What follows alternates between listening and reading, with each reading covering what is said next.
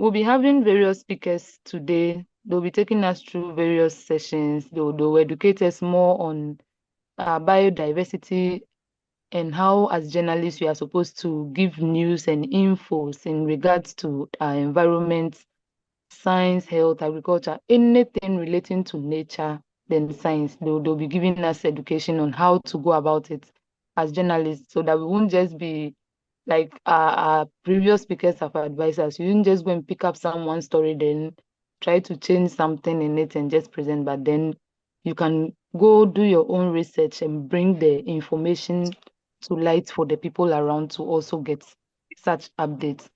So we have speakers like Mr. Richard Mahapatra, then there is Mr. Asani Diop, then we also have Dr. Mrs. Beatrice Wiafe Adai.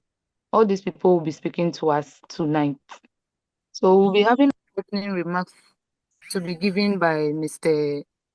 Engineer Mahmud Mohammed-Nurudeen. He will be giving us the opening remarks for today. Thank you very much. Good evening, distinguished guests, media colleagues, friends, and partners across West Africa. On behalf of the Center for Climate Change and Food Security, I warmly welcome you all to the official launch of Wajesha, the West African Journalist for Environment, Science, Health, and Agriculture. Today is a proud moment, not just for Center for Climate Change and Food Security, but for every journalist across West Africa, for every researcher and truth seeker who believes that good journalism can change lives. So Wajesha was born out of a simple but urgent reality that millions of lives across the West African sub-region are being affected by climate change, pollution, poor health system, and food security. Yet these stories remain underreported, misunderstood, or even ignored in many instances. We ask ourselves, if journalists don't tell these stories, who will? And if we don't support one another across borders, how can we solve cross-border challenges? Wajesha is a platform built to unite and empower journalists who are passionate about using science, facts, and local voices to shape public policy and public understanding. Through Wajesha, we are creating a safe space for journalists from Ghana, Nigeria, Sierra Leone, Liberia, the Gambia, Senegal, and all West African countries to connect, learn, and grow together. Let me take this opportunity to highlight something that makes this moment even more meaningful. Today, we have completed week 6 of our intensive training for over 30 journalists across West Africa on biodiversity reporting. This is part of Center for Climate Change and Food Security non-profit journalism initiative, GJESHA, with a strong focus on Ghanaian journalists, carried out in partnership with the North Journals in Nigeria. Initially, our plan was to conduct on-the-ground practical training in Ghana with field visit expert sessions and direct reporting simulations, but the funding we applied for and thought it could help us organize the physical training did not materialize. We were told after an interview that we could not be funded because we had never received any international funding before. Yes, our honesty once again became our disqualification because we indicated that we never received any international funding since 2015. So we were disqualified. But we said, sharing knowledge and expertise cannot wait. So we went ahead anyway. We opened the opportunity to West African journalists and shifted the training online. And today, Wajesha exists because we did not let the rejection stop us. We would like to extend our deepest thanks to the Center for Science and Environment in India, who generously provided us with expert trainings free of charge. We are also grateful to individual journalists and supporters who volunteered their time and expertise to mentor others. Unfortunately, every other organization we wrote to either declined or simply never responded to our letters. This is sad, not because we expected handouts, but because because it reflects a growing disconnection between global institutions and grassroots initiatives like ours. When capable organizations doing real work at the community level are ignored because they do not have funding history, the development world loses its soul. Our vision remains simple: to build a network of science-based storytellers who believe that truth must guide development. Our mission is even clearer: to raise a new generation of journalists who report not just for headlines, but for impact. To all journalists here, this is your platform. Use it to tell the stories that matter.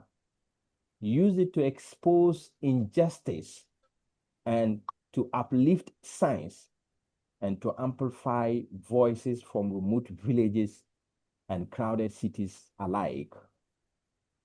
Together, we will ensure that science journalism is not a luxury, but a necessity in West Africa. To our partners, supporters, and all the journalists who join our maiden edition of the online training and the entire Wajesha team, thank you for your courage and resilience. At Wajesha, we are not just going to be writing stories, we are going to write the future. Thank you so much.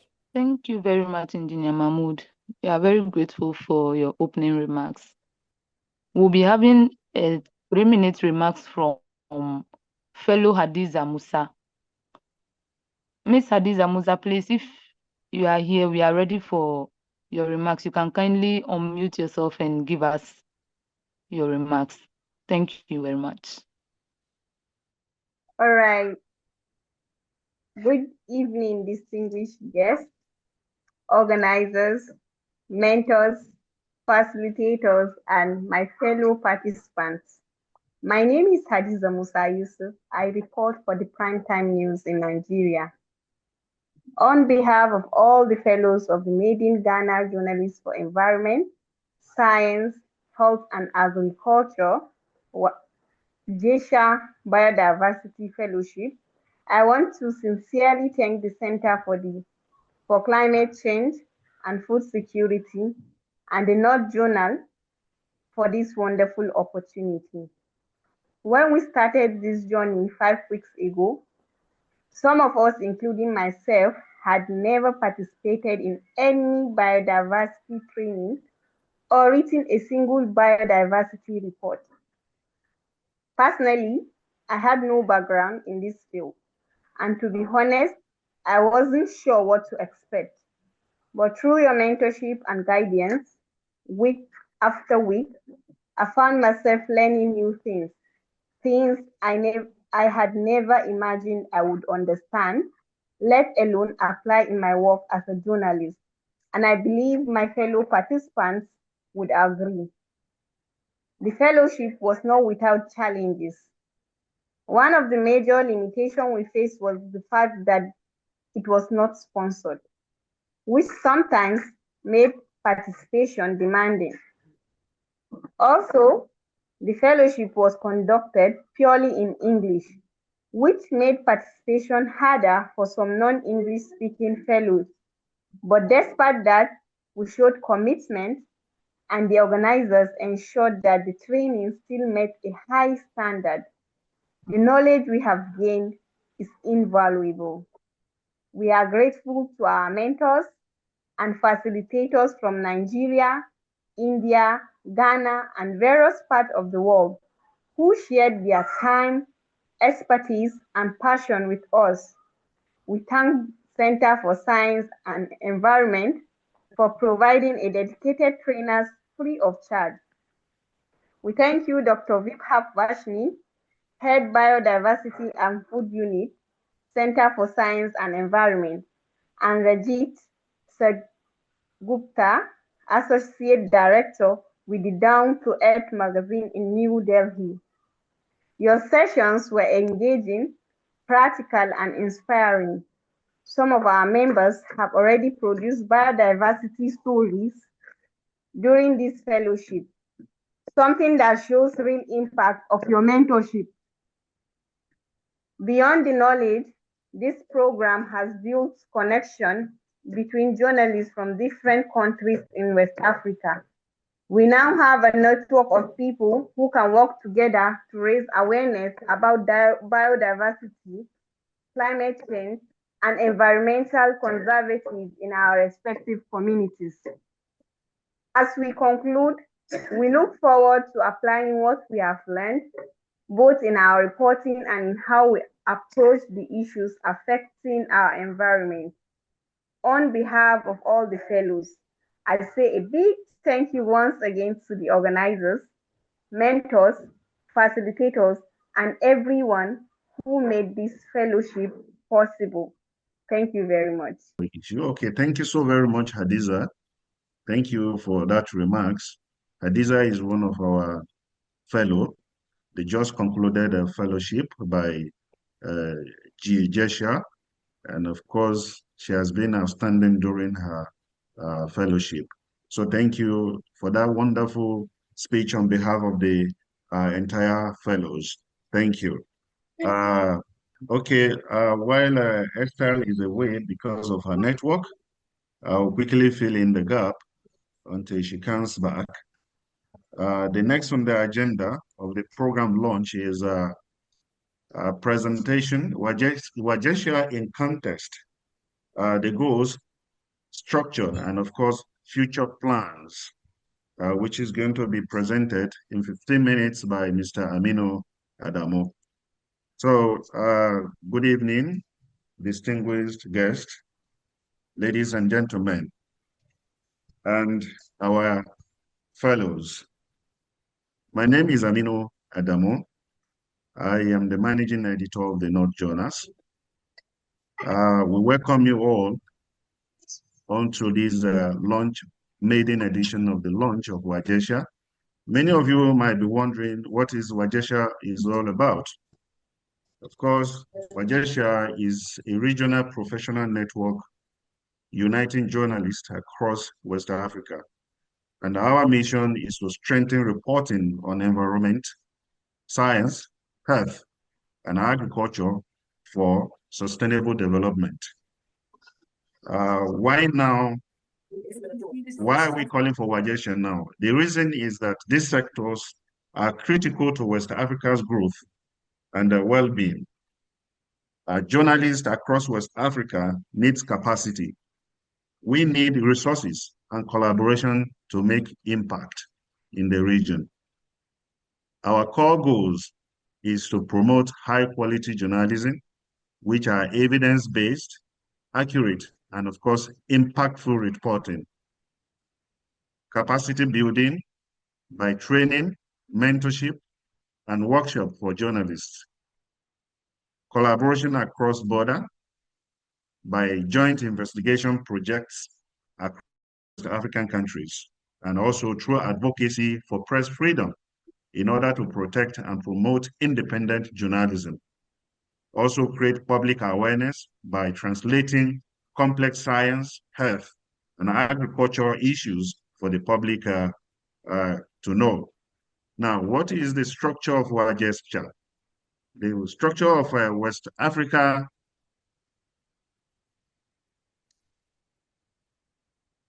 Journalists for Environment, Science and Health and Agriculture is we have various organs, and these organs are as follows, starting from the governing organs, which constitute the General Assembly that is responsible for supreme decision-making body. And of course, we are going to have executive committee that is going to be manned by the president, vice president by region, Secretary General, Treasurer, and also PRO.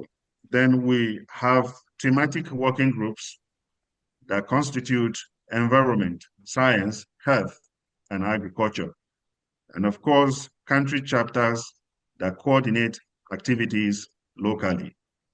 Then also, we will have a high expert body like the advisory body that include experts and veteran journalists providing guidance for the activities of Wajesha. Our membership structure encompasses full members that will include practicing journalists in Wajesha's focus areas, associate members that are researchers, academics, and media trainers. Then also institutional members include media houses, journalism schools, and non-governmental organizations. Then lastly, we have honorary members that recognize, these are the recognized contributors to the profession of journalism. Key achievements so far. We have been able to draft constitutional and governance framework developed, establish partnerships with regional and global organizations like Engineer Mahmud mentioned earlier, and we have been able to conduct our pilot training workshops, which ended today, 6-week fellowship training for journalists across West Africa in investigative environmental journalism. We have built a growing network of journalists in over 10 West African countries. That's our feat so far. What's our year one program highlights include regional investigative journalism fellowship, country-level capacity building workshops, annual Wajesha conference, publication of the Wajesha report quarterly journal, cross-border investigations into climate, health, and of course, food security issues.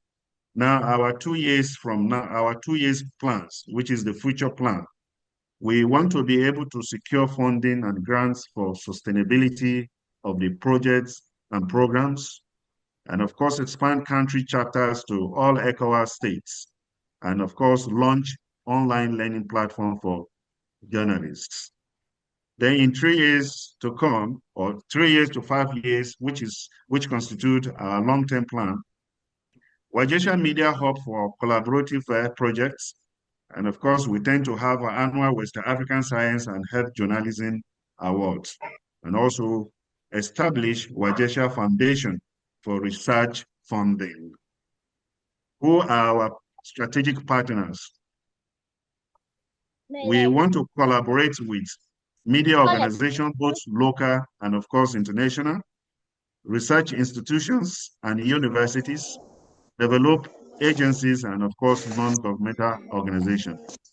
Our partnership goals include knowledge exchange, resources, mobilization, and of course joint projects with these partners. Now, call to action. We call on every stakeholder across West Africa, journalists, various institutions, to join Wajesha's mission to support our capacity building for journalists, partner with us to ensure credible, impactful, and solutions-oriented journalism in West Africa. The future of West African sustainable development lies in how well we tell our stories in environment, science, health, and of course, agriculture. In conclusion, this is the structure, goals, and of course, the future plans of Wajesha. I thank you all. So next on our list, we'll be having, that's on our schedule, we are having one of our hosts to present to us after Mr. AMINU is done talking now. So one of our hosts will be presenting to us. Talking on the topic, the role of investigative journalism in advancing environmental justice in the Global South. So we have our speaker in the person of Mr. Richard Mahapatra. I hope I've mentioned the name correctly. He is the managing editor, Down to Earth CSC Indian. He will be our speaker for this topic we are going to have currently. So, Mr. Speaker, Mr. Richard, please, if you are ready, we are waiting for you to give us your speech on the topic. Before I begin, I think congratulations for the launch of Wajesha. That's a West African journalist for environment, science, health, and agriculture. I think that sounds really very relevant and should have been done long before. We are journalists, I think, reporting on environment, science, health, and agricultures. That's actually, we are reporting on the planet itself. These are not differentiated subjects that journalists have to report on. When they report on environment or science or health or agriculture, basically they report about the planet as it is currently. And that's all. So congratulations for having actually getting together on a platform. Having said that, and we are grateful that the Center for Science and Environment and Down to Earth have been actually been invited and to this occasion, and we can share our experiences, what we are doing in South Asia and India, and I think we are similar. Now, coming to the role of investigative journalism in advancing, environmental justice in the Global South.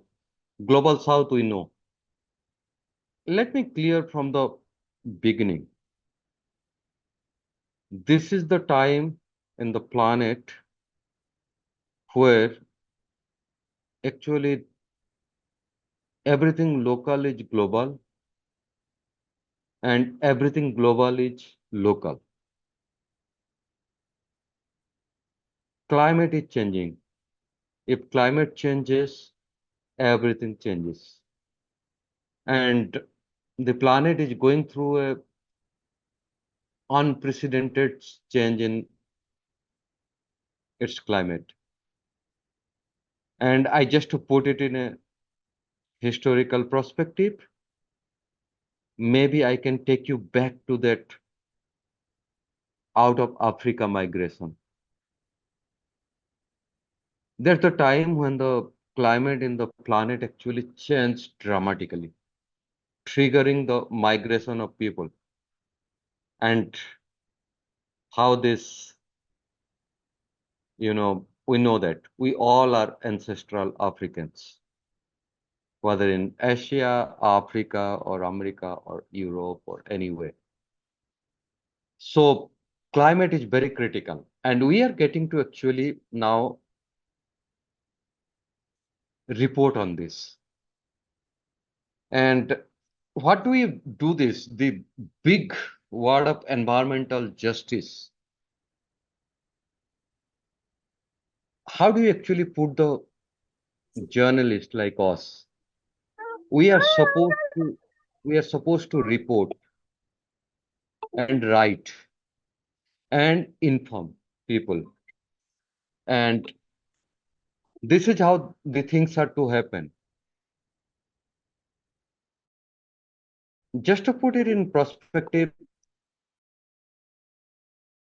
environment is not just about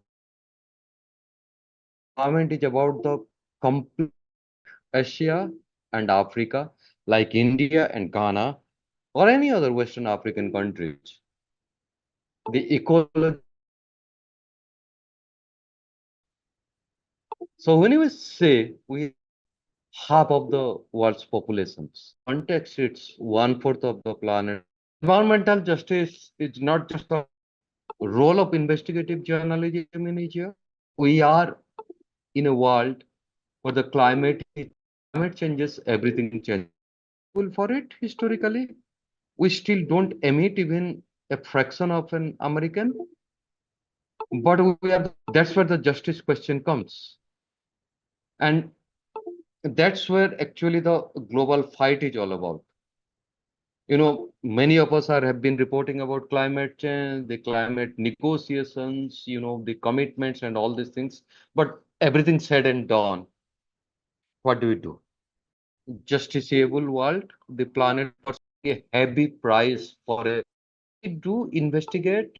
So taking this actually, a West African citizen, a American are different when it comes to the crime of climate change.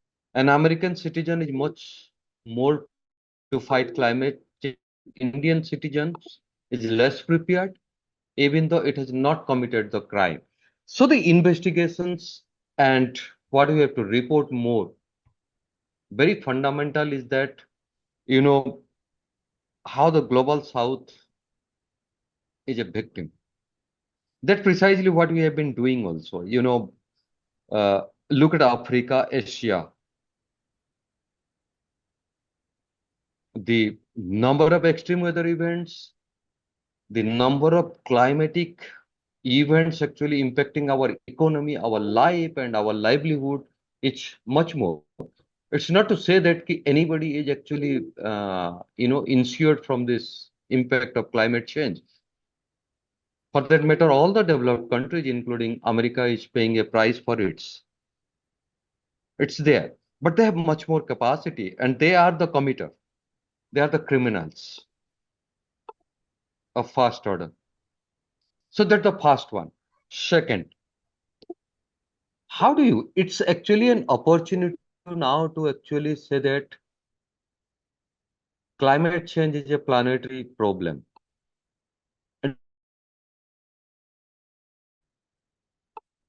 Emergency that's hitting us. But it's also undergoing. Whether you have committed the crime or contributed to the crime or not, it doesn't matter anyway. We all are victims of that, and we are reporting. So one way, every local story is a global story that we are now telling. And every is also a local story. So in the conference of parties to the United Nations UN FFFC or the climate negotiations happenings, how much they are committing to adaptations or how much they are committing to loss and damage funds, it might sound very global things, but those are actually of utmost local investigate that. I think the big investigation is how much actually the world is going through how the North and the South actually behaving. Whether the North, the culprits are giving us enough to compensate for the impacts on the Southern or the global South, which is not the culprit or the criminal in this act. So that's the first one, to invest. As we fight our climate change impacts, the global South or the developing countries or the poor countries and everything is more dependent on climate than any other economies, particularly the developed economies. We are an agrarian world. Our economy every moment depends on the climate. So we are the first victim of climate change. Now the question comes, the erratic weathers, the erratic climate impact us also lead loss and damages. Agriculture is no more a predictable vocation. Unfortunately, majority of the global South depend on agriculture. So now the question is that how investigation point here is that the global agreement on loss and damage is there. But you must have world is going through an unheard of debt crisis. West Africa, Asia, or developing countries, actually, we are spending much more on paying the interest on the debt or the loans that we have taken over than on health and any other development angles or the sectors. Forget about the climate change related loss and damage. Climate change is actually adding to this. We are losing more and more, and it's adding to our debt. Who is going to help us around this? So that's the second point of investigation. How an indebted world in this debt crisis, the global south is going to depend. Whether it's Ghana or any other West African countries, or any African countries, or any developing countries, how much debt I am actually adding due to climatic reasons, the loss and damages, and how much money I'm spending on servicing the loans, that's like paying the interest, and where this interest is going, and at what cost, because I'm cutting down on my health spending, on development spending, and meet my loss and damages annual budgets due to climate change. So that's the second point of things. Investigations. What do we need to do? You must have heard about this carbon credit. What is this carbon credit that's turning out to be? And why again for this carbon credit? No, it's not a mechanism to bring down emissions. It's basically a mechanism to allow, and some few countries have to. And I'll just trade that. And how to trade that? You come to Asia, you come to, what do you, it should say that I will continue, just need some trading. So you just give me some money. I think the biggest scam around the world, in our respective country, we need to investigate, which is that carbon credit program that's been in, how it is benefiting me. I think most of you already know that, whether the chula, the smokeless chula, or a change in the, simple agriculture, it's as simple as adapting practices being traded for carbon. And even when you trade for carbon, you are allowing the criminals to keep on emitting. Second point of actually emit. We all know that global agreement have a cap on emissions. That's called the carbon budget. It's right over that carbon budget. How much I am actually allowing the develop to develop, all changing climate. Justice means justice basically means is that it's the intergenerational rights. My next generation same entitlement, very ecological economy, including Africa and Asia. We are survival. We are equal. Our economy, our survival, everything depends on ecology. And when you come to the environmental justice, environmental degradation should be fought. The climate change impact, which, as we all know, and we have been emphasizing on this, is that disproportionately poor and the developing countries, like in Asia and Africa. So, a journalist, I think, and as I told you, so I ended up saying that, the role of the investigative journalism each year is to basically, at the time of changing climate, is to mount at the 3 points.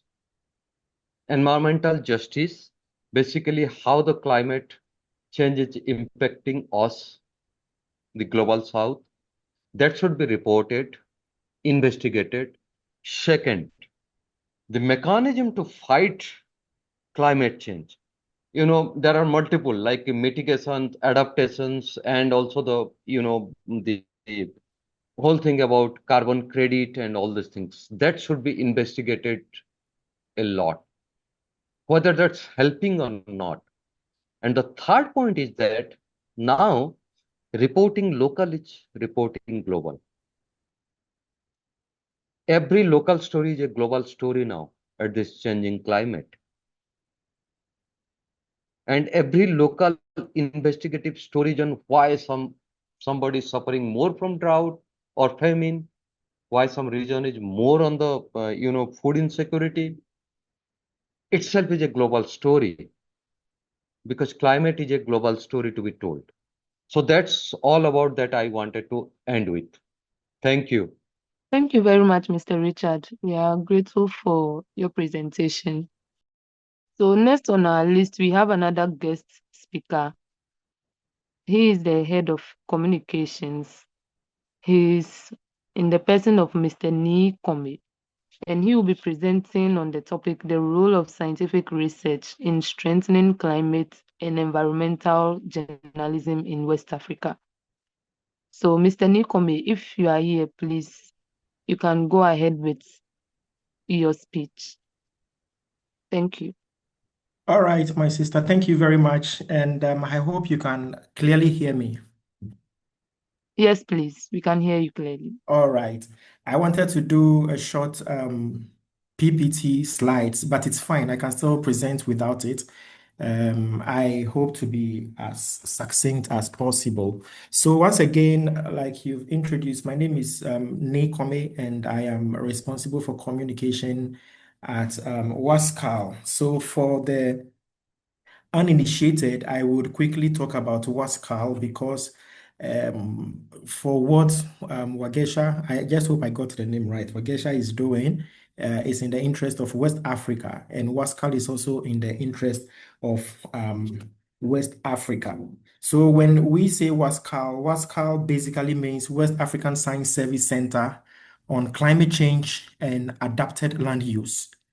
We are an intergovernmental organization with specialization in climate research and climate capacity building, as well as climate services.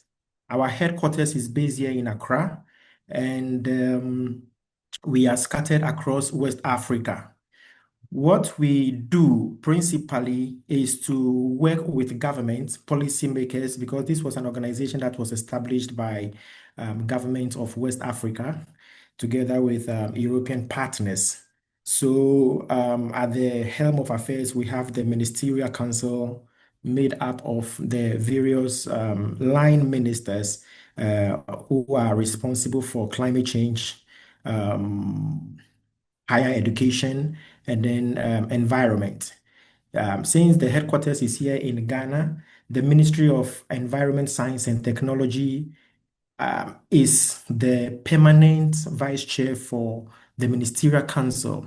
And it's sad, the line minister for MEST happens to be our vice chair. It's sad we've lost him, and so we are still in the state of shock, and we are mourning him. We've paid our courtesy call to the family, and we are still mourning with the family. So may his gentle soul rest in perfect peace. So that is what we do. Like I said, we are scattered across West Africa, and our capacity building mandate, we offer full scholarship to West African climate scientists at the PhD level as well as at the master's level. So we have 17 various programs we run, and we run the full-scale climate change programs. So for instance, when you go to KNUST, we have our full scholarship program in climate change and adapted land use. And we offer 100% scholarship in partnership with Germany. So we have our students go to Germany for 6 months to do their internship and research. And you go to a place like Senegal University, Sheikh Anta Diop, you go and study climate change and economics. You go all the way to Cabo Verde, you study climate change and marine science. And the list goes on and on. So it's both green hydrogen and then climate change. So for those who are much interested in this, we run this annually, and when the call comes, the one which may be of interest to wonderful people like journalists is our climate change and education.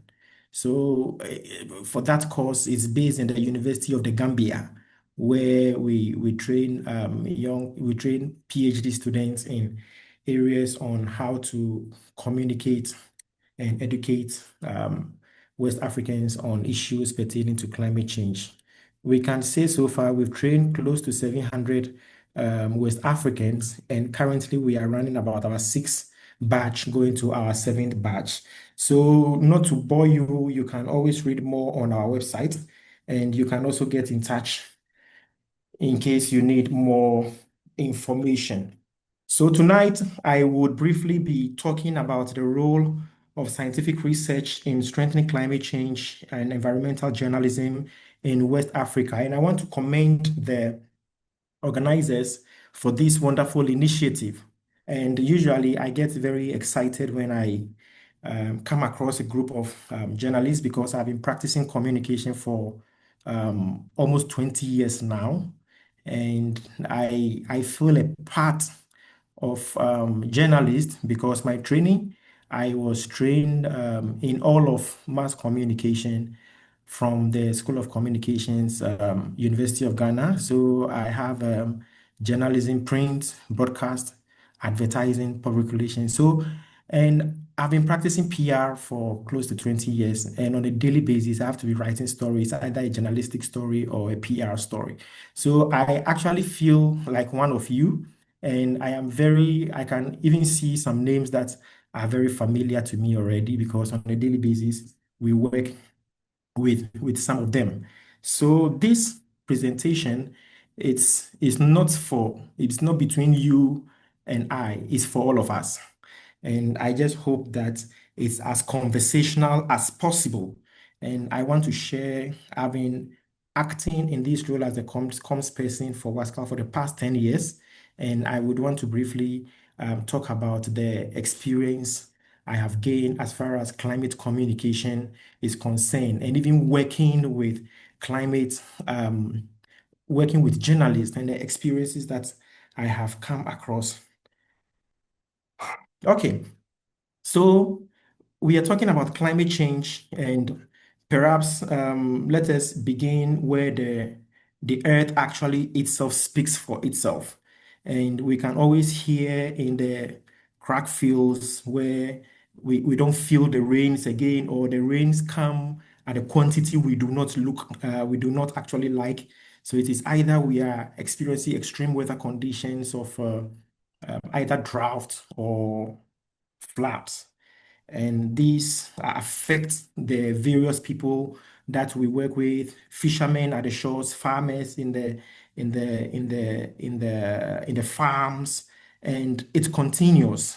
And I know as journalists, we all know the challenges that climate change poses.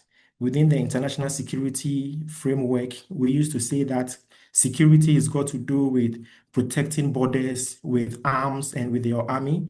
But in widening and deepening international security, we have come to realize that climate change has become a global security threat.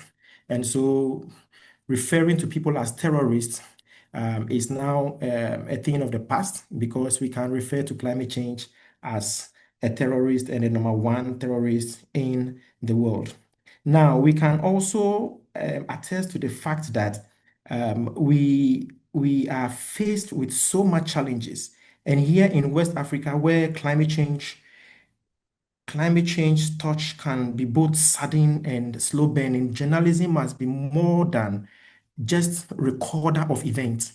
So the need or the time for us to move beyond recording of events has come.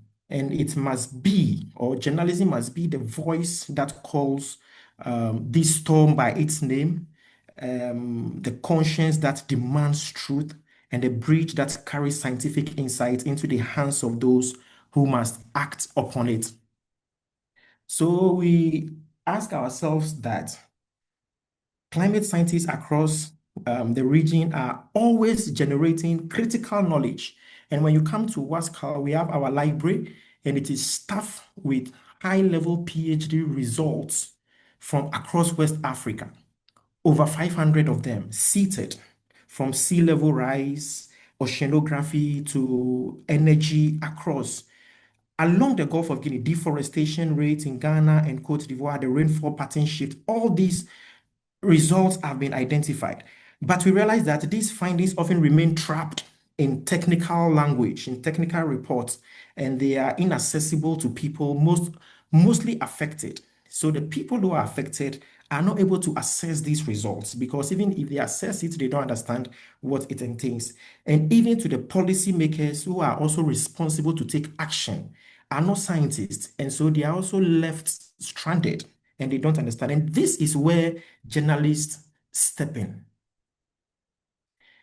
We as journalists serve as the bridge between science and society, capable of turning intricate or very difficult or complex data into stories that inform, that mobilize, and that inspire.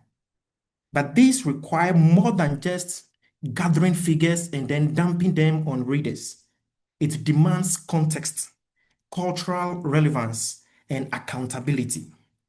That is why it's very important for us to know our core functions. I am very sure we all know, but from time to time, it is very important for us to remind ourselves of what we stand for or what our functions as journalists, or as it were, climate and environmental journalists are.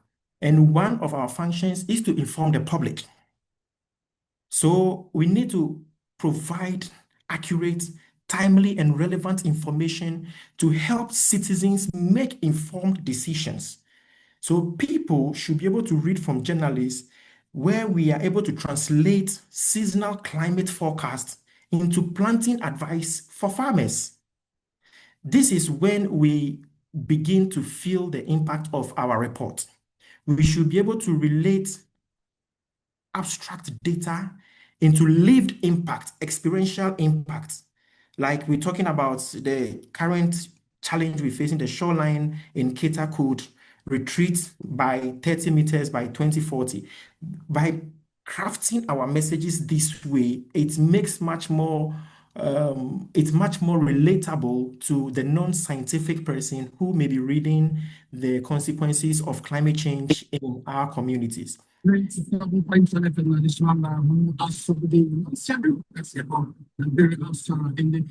think someone has the sound on.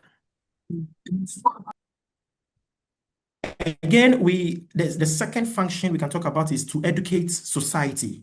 So the audience need to be helped by understanding why climate change happens and how it's connected to their lives. And you will agree with me that if you interview the average Ghanaian or the average West African about their problems and you ask them to mention 10, climate change is not part of it. And it's as a result, this may be a qualitative observation or qualitative analysis, but you will realize that because there is no connection, they don't know how climate change is even affecting their lives. So they are not able to connect very well. And that is the reason why, as journalists, we need to educate the public by linking local deforestation to global carbon emissions and local heat waves. We need to explain science without the jargons. And that is where we find ourselves in. And I have been working with scientists for the past decade, and we have had these challenges as a communicator without science background. And that is one of the challenges that we face as communicators, because for whatever I was coming from a child welfare organization into a climate change organization. Now, as a communicator, I must understand the intricacies of climate change to be able to communicate very well. And I've spent the past 10 years to communicate. Sometimes I have to sit down with scientists to let them break down the jargons for me to understand. So when we talk about modeling, when we talk about observation network, what exactly does or do we mean if I want to explain these things to my grandmother? So these are some of the things. So educating the public and then also acting as watchdogs. As journalists, it's very important for us to act as watchdogs. Research is showing that mostly, and I will come there very soon. So maybe let me pin down the act as watchdogs and then I'll come. But we also need to provide a platform for public debates on issues about the environment and on climate change. So we have very key role to play, and these are some of the functions. We can also talk about shaping public opinion. because when we are framing, we set the agenda. And in my communication class, in my theory class, they taught us about the bullet effect. The media is so powerful that they eject you, and then you feel you cannot do anything. So the media is a very powerful platform. And so we need to, what we speak is what people pick. And so it is very important for us to shape public opinion in the positive way. We need to debunk climate misinformation with clear and locally relevant facts. We need to spotlight local innovators in renewable energy, waste management, conservation, so that the common man on the streets will begin to have a mindset changed as a result of shaping public opinion. And of course, we can preserve culture and national identity. We have that responsibility to report on indigenous epistemology or indigenous ecological knowledge and its scientific validation in our communities. Let's quickly look at the trends in climate change coverage globally. So I'll take you from the global perspective. We'll come to Africa, and then we would cascade it down to Ghana. So globally, climate journalism has experienced a shift in both the volume and framing. So countries like Germany, United Kingdom have climate-related stories increasingly making front-page news, reflecting editorial prioritization and rising public concern. While there is this growing emphasis on solutions and adaptation, threat-based narratives remain prevalent. Conversely, in China and India, in Asia, coverage tends to be more state-centric, or let's say event-driven, with limited critical engagement on local policy or citizen activism. So this will bring me to how climate change journalism is faring in Africa.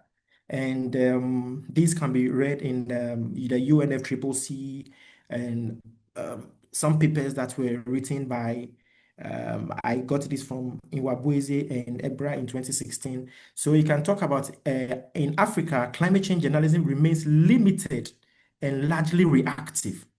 So despite the high vulnerability to climate change, consistent and in-depth media coverage topics is scarce.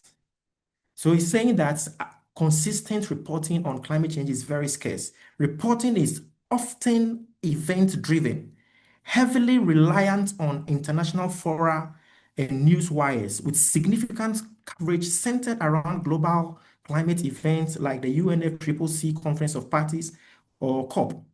And reliably, I have attended about 4 COPs so far, the latest one being the Azerbaijan one at COP29, where I was there. And I try to monitor stories in the media, in the Ghanaian media.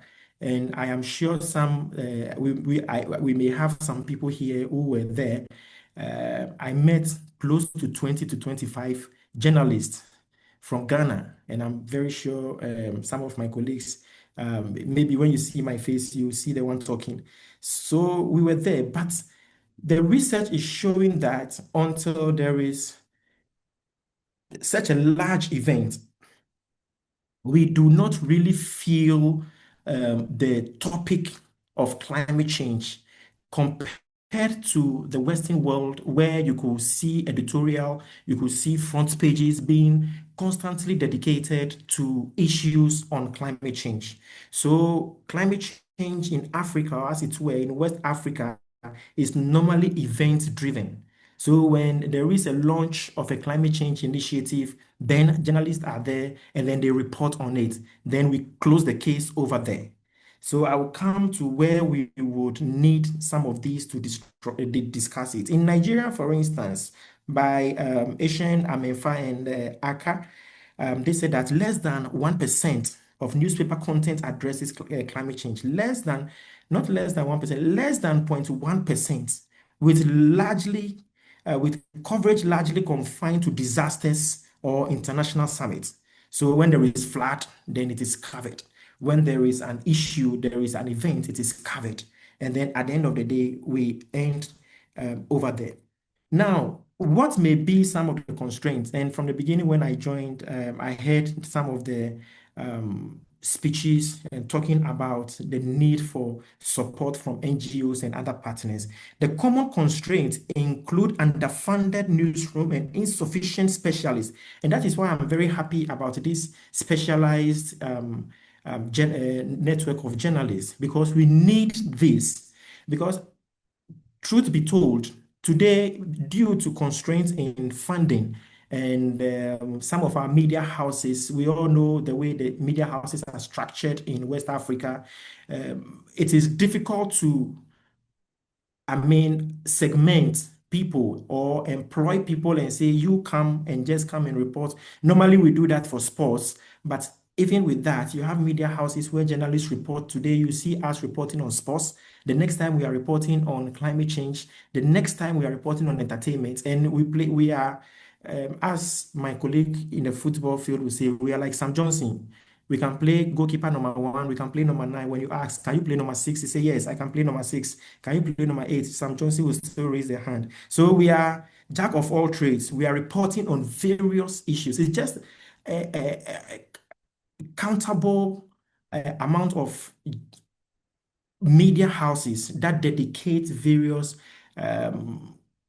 journalists to report on specific issues. But generally, we see that we have journalists covering everything, business stories, sports, and so on and so forth. So this is one of the challenges that we are facing in our part of the world.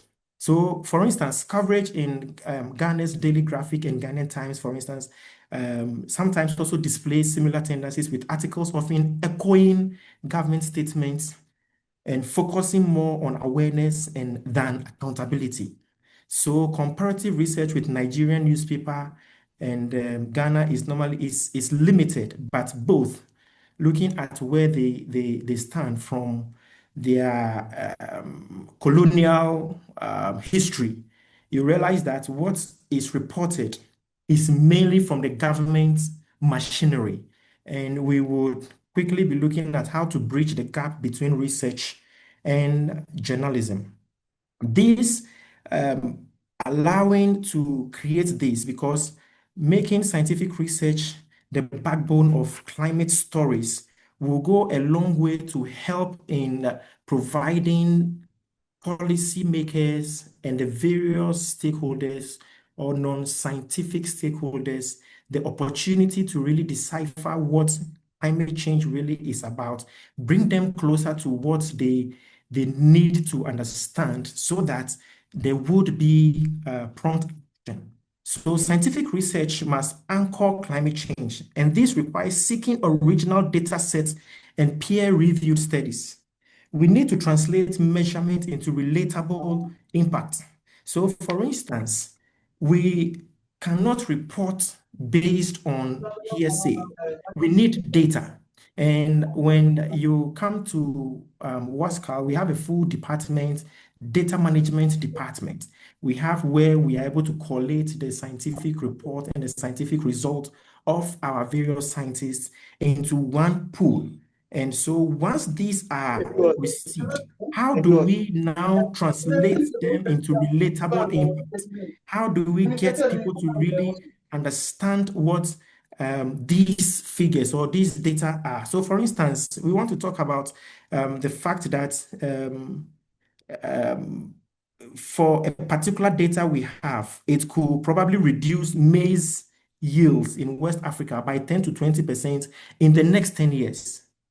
When we provide them data like this, it allows us to clarify the scale, whether the results apply to a village, a nation, or maybe in the Sahel or West Africa as a whole. It allows them and it brings them back closer to understand what we're trying to put over there. We also need to blend the science with human narrative. So we've been saying that the narrative of climate change lacks human interface. Facts persuade, but stories always inspire action. And as storytellers, as journalists, we need to begin with lived experiences. So how do we tell the story of the farmer shifting planting cycle or the family relocating to a flooded delta? How do we link them to the data that we have instead of just putting out the data there and people read and they don't understand? How do we avoid doom-only framing? The world is going to come to an end as a result of climate. The ice is melting and everybody is going to die. How do we balance this? By balancing both the risk with solutions like community reforestation, water harvesting, and other indigenous knowledge actions that we can. So we don't just spell out doom, but in spelling out the doom, we also need to bring out the solutions that can go a long way to help. One of the research findings that I came across was the fact that indigenous knowledge has been ignored. And it's as a result of the fact that we are talking about scientific research. But in talking about scientific research, indigenous people have been sidelined for a very long time as far as the climate resilience effort is concerned. And so we see indigenous people rather as victims instead of bringing them on board as actors in fighting climate change. So we have not been able to decolonize the fight against climate change. Every fight we are fighting has always been the colonized version. So it is what the colonial masters handed over to us, or their approach and their way of doing things. That is what we report on. But how do we report on sacred forests? How do we report on the evil forest, and how what religion is doing, what totemism is doing, what are the folklores that we have in West Africa? What are the taboo days? Don't go to the sea on Tuesdays.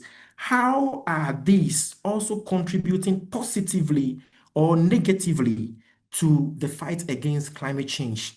We lack some of these stories, or maybe I am here to come back in my research. We realize that we have not given that role when we want to embark on knowledge, probably because we are not able to attribute it to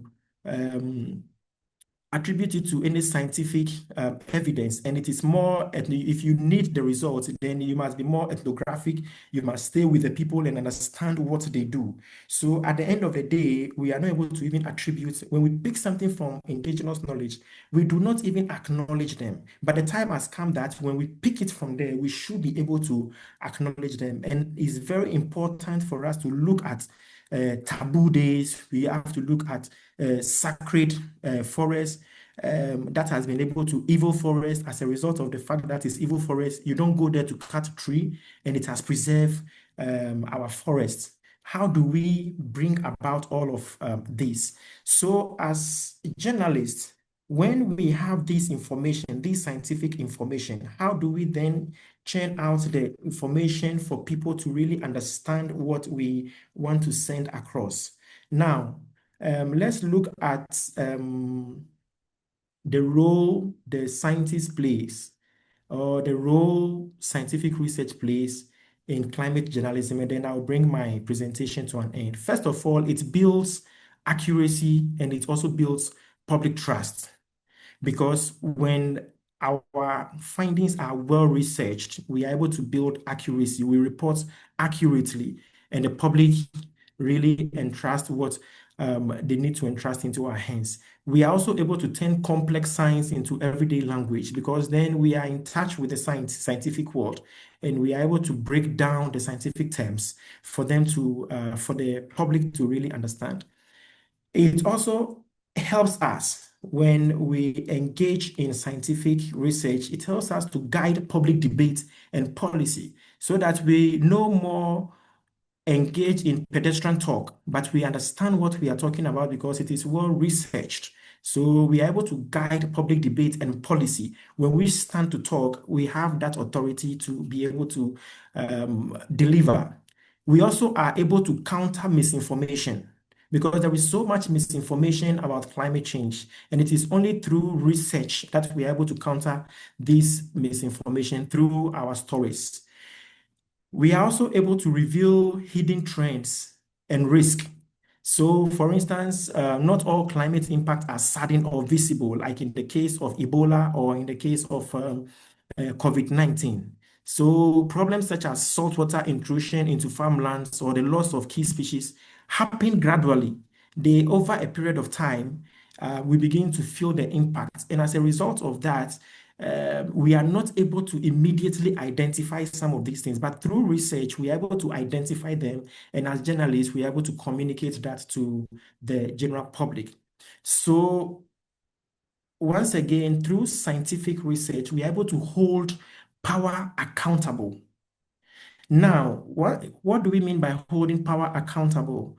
Do we want to report based on making every sitting government look good by just coming out to tell us what they are doing to fight climate change? I have been to quite a number of COP, and then I see government, especially African governments, come to talk big, come to say all manner of things that are not actually really there. In my organization, recently we have what we call the Global Stocktake, and the Global Stocktake, what it does is that is the non-state actors.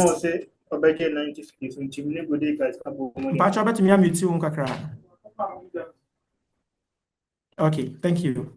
So the Global Stocktake, what it does is that the UN has established the non-state actors, networks of non-state actors, so CSOs, NGOs across the world. And these people or these networks monitor, and I'm sure some of you may know the Global Stocktake, the IGST, Independent Global Stocktake. So what they do is to monitor and put governments on their toes based on their national action plans and their NDCs. In NDCs, that's the nationally determined contributions. And recently, we came out with a paper. We came out with a research finding, and we held a meeting with the various West African countries on how each country is faring as far as what they promised to do in their NDCs and the National Action Plan were concerned. And we realized that they were lacking in a lot of areas. So we had a meeting in Lome to discuss it. There have been inputs and the document will come, and I'm sure it will be of interest to, we actually launched it at COP29 in Azerbaijan last year. And I'm very sure with such a formidable network, it will be of interest to you, and we would make them available when it is finalized. So we are able to then hold power to account. We are able to then put them, once we understand the documents they have put out there, we should be able to read the documents, understand them, and then be able to begin to question what has been achieved, because then through research, we have been able to do that. So in summation, in the role of science or the role of research in climate journalism is very critical, irrespective of how we look at it qualitatively or quantitatively, whether we want to do content analysis or we want to do ethnographic study, depending on what we want to do. It is very, very important, because once we do that, we are able to bridge communication gap. We are able to break the limited science, media science collaboration that is there. We are able to widen it, and then we are able to break the mistrust or the politicization of science or politicization of climate change. We need to come together and get ourselves committed to at least publishing one investigative climate feature each quarter or periodically, combining indigenous and scientific knowledge in our reporting, and also following up on climate pledges made from COP Summit, which I've spoken about. We need to follow up, because when we ended COP last year, between then and now, maybe it's been there, but it has not been an issue that has popped up. In November, COP is going to come again, and then we all jump onto it. And then after that, we say, where is the $100 million that was promised? Thank you very much, Mr. Newcomer. We are very grateful for your speech, and I like some of the topics you brought up, because over our training session, we discussed some of them, like going into some of this, our forests because of some of the taboos. We are not able to go there to get the facts we need for our information and all those stuff. So I hope my fellow journalists, we all paid attention and we realized that he has given us more clarification on some of the topics we discussed during the training session. I hope we'll make more efforts and be able to gather the facts and information we will need to help with our science and technology world so that we can be able to share information, like he said, in a layman's language for the public to be able to understand the science of our world. Thank you very much once again, Mr. Nikome. My pleasure, my sister. Our guest speaker is Mr. Asani I don't know if I'm mentioning the name correctly, Mr. Asani Diop, Senior Communication Officer of the African Population and Health Research Center. He will be presenting on communicating health and climate together, why journalists must understand the human impact of a changing environment. Mr. Asani Diop, please, if you are ready, we are available for your speech now. You can take over the floor. Thank you very much. Thank you. Thanks a lot, Esther, for moderating this great event. Yeah, you pronounced well the name. I'm Hassan Diouf, Senior Communication Officer from APHRC, African Population Health Research Center. I would like first to express my pleasure today to be part of this very interesting gathering regarding some things that I think all of us here, either we are journalists, communicators, or even civil societies, or fellows in terms of research, I think it's something very interesting to have this kind of gathering with such orientation, with such a concern. And I will be greeting you, all of you guys, for giving us the opportunity to be here and to give our intervention regarding the topic raised.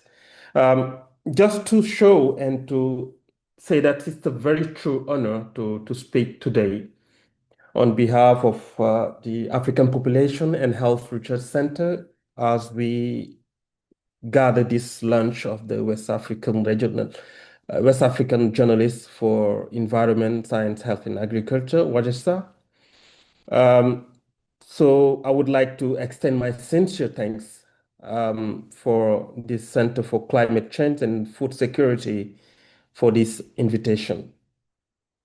I congratulate the entire team for this visionary initiative, having the vision to establish such a kind of platform, which is WAJESA, that embodies, I think, the very essence of synergy between science, journalism, and sustainable development. Before going deep to the topic, I would like first to present APHRC. As you might maybe know, APHRC is a research center, a Pan-African research center and policy organization established over 2 decades ago. And we are dedicated to generating high-level quality evidence to inform policy and to improve lives across the continent. So you know how this kind of gathering, this kind of platform, which is WAJESA, can be interesting for research organization like us, having has mission to generate evidence, to inform policy and to improve life across Africa, particularly sub-Saharan Africa. So basically, our work focus on public health, on population, on education, on urbanization, on social equity, and strengthening data systems within Africa, specifically with sub-Saharan Africa. So you will understand that the role of the overall role, missions, and activities of APHRC intend to strengthen national and regional data systems to translate research into actionable policy, and also to support with sub-Saharan African countries to design and adopt, but also implement evidence-based solutions. So the value of science and environmental journalism, such this kind of initiative, this kind of platform of Wajesha, why it's interesting, because we consider that science, health, and environmental journalism is a critical bridge. A critical bridge between researchers, policymakers, and communities. So in a world where climate crisis, health challenges, and food insecurity are deeply interconnected, we consider that the accuracy and quality of information becomes tools of resilience and survival. So we consider that Wajesha has the potential to become a pioneering platform that transforms complex evidence into clear, relatable stories that mobilize actions. So this was just the introduction from the organization, a research organization we are, having the valuable honor to be invited to this interesting gathering. So going to the topic regarding communicating health and climate together, and how journalism development or environmental or climate change journalism can contribute to this goal. Let us first go to the reality.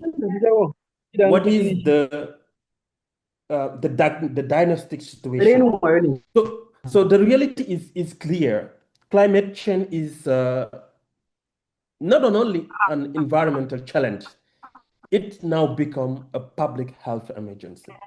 And in APHRC, we understand this because within our different program unity, we have a specific program unity who focuses on climate change and environmental health. And all our projects, programs, and activities related to this program are being implemented by this program unit. And as I said, it's now a public health emergency. And when we talk about public health emergency, we know how rising, spreading can be a vector borne for the different issues regarding climate change or environmental health. How it can be interesting regarding food insecurity and other well-being, health well-being, and others concerned regarding climate change and environmental health. And how also climate induced migration and other topics, very critical topics like mental health stress, like LMNCH, reproductive mother health, newborn and adolescent health, etc. So all these topics is deeply related on how communicating health and climate is important, and how journalists specialized on this topic can contribute to raising these different points. So the question now we have to raise is why journalists must embrace this intersection. The first point could be considered has the connect of dots between environment, agriculture, health, and the economy. The second one could be the humanize the data. I think my previous the previous intervention raised a point like this: how we could humanize data so that it is able to be actionable so that it is understood more easily and influenced more easily. So show the lived experience of communities and vulnerable groups in a way that it is understandable. It is something like I don't know what the word to use to explain the receptivity of the information so that we can go from data, from evidence to action. And the other point is to amplify science so that the influences urgent policies and public action. This is the main point we should always, starting from action, from research, from everything in communication for development or development action, we should first think about how we can influence urgent policies and public action. Because overall, by the end of the day, what we want to achieve is to inform, sensitize, educate, and influence for action. So this is the very critical role that the journalists, a specialized journalist in development or specialized in environmental health, in climate change, should take into account when it's come to give information. My fifth point is regarding the key messages. To you guys who are the journalists, yeah, we can consider that you will be the network journalists of Wajesha in West Africa. And I'm delighted that prior to this launch, you had a fellowship program and you received different indication. You have been capitalized, you have been strengthened to really know what is about climate health journalism, what is about environment health journalism, and how you should act to give the right information and on the way you should give it. So the first key message is to be translators of science. So you journalists should be translators of science to make knowledge, to make evidences, to make data accessible without losing its integrity. This is the first point, which is very critical.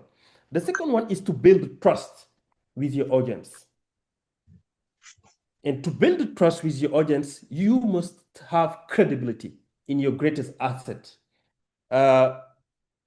And also to work alongside researchers. We know that we are in a different environment of work, in a different perception of work between communicators and researchers, but you should always work alongside these researchers and those researchers to know that they need communicators, they need journalists to be part of the objective, to be part of the impact and effect of the different projects. So to enrich your narrative with robust evidence. So if you want maybe your papers, your information to be enriched and to be robust in terms of evidence, you need to be alongside researchers. And the fourth and last point is to adopt a regional lens. In each region, maybe the strategic framework from West Africa is different from the one on Central and different from the one in the Eastern, Southern, and Central, etc. So you should adopt a regional lens for African challenges that requires African voices and African solutions. So these are the 4 key messages I would like to raise to the Wajesha Journalist Network. And I will be finishing my intervention with how APHRC is committed within the communication within all that concern actionable evidences to influence policies, to communicate with different stakeholders that lead to action. So APHRC is now a very committed organization into communicating, into reaching out different organizations, different platforms like Wajesha's to provide training on data literacy and evidence interpretation, because we know that these are part of our objective. I will just maybe take an explanation on this just to show how this is so important for APHRC. We have three main departments, three main unit in APHRC, and within those three main departments, we have the policy, engagement, and communication department. And this is just to show that we give a critical concern regarding communication, regarding knowledge translation, regarding evidence translation. So the other point that showed APHRC's commitment is today to be able to share with Wajesha and different platforms like yours relevant research on climate, on health, and population, those different programmatic project and those different program and project we are working on. The third APHRC commitment goes to the Explore Joint initiative that strengthens evidence-based advocacy.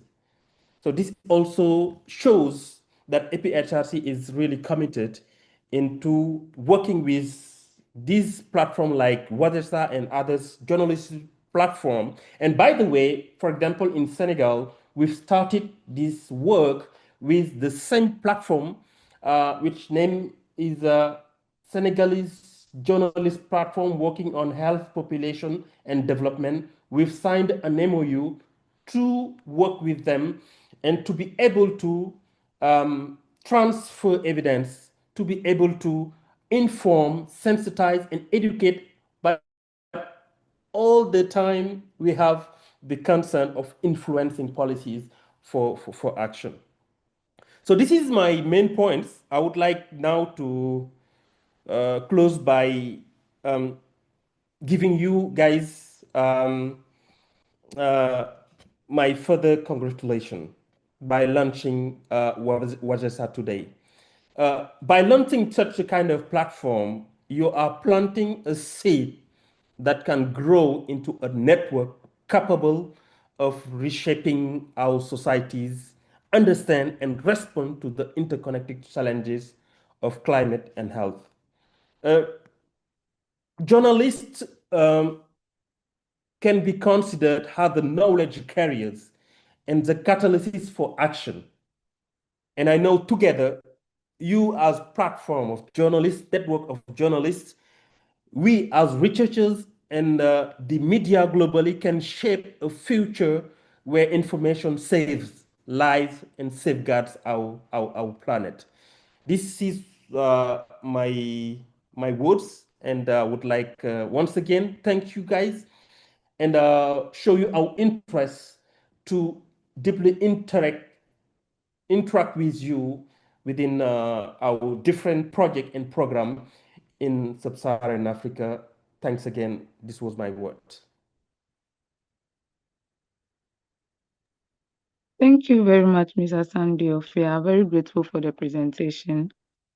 So please, I would like to alert our speakers and presenters. We have a maximum of 15 minutes for each and every presentation. So once we introduce you, we'll like, after giving us a brief info about the organization you are coming from, we would like you to take us through the topic you are supposed to present on, since we are already behind time. Thank you very much. So next will be Dr. Beatrice Wiafe Adai. She's from the Breast Care International Organization. So she'll be giving us a speech on the topic, Bridging the Gap Between Public Health Advocacy and Science Journalism in Africa.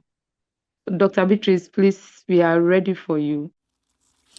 Distinguished guests, ladies and gentlemen, may I respectfully ask for a minute silence in honor of our 8 gallant countrymen who perished in the recent air crash in the line of duty.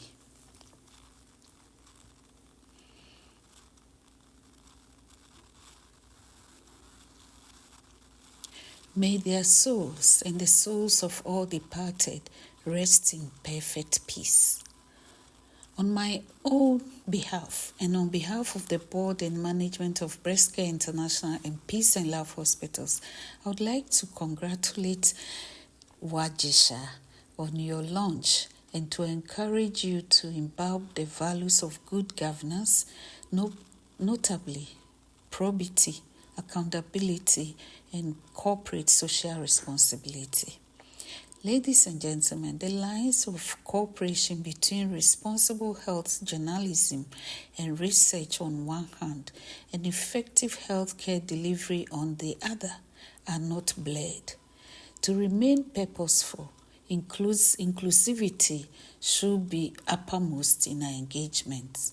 To this end, I'm confident in your ability to act as a beacon for forward-thinking leadership relevant to the core mandate and vision of your noble organization. Ghana stands at the threshold of a new media dispensation defined by rapid digital transformation.